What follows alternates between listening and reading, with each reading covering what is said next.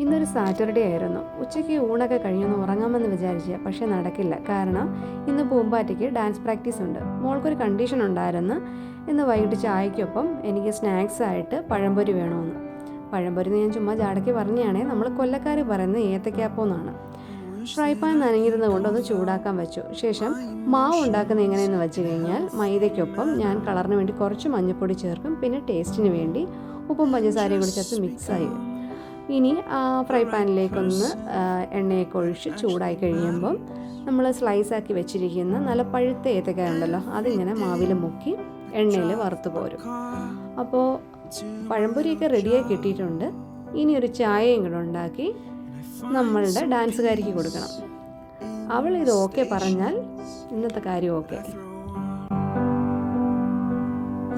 But I wish there was a song with your name.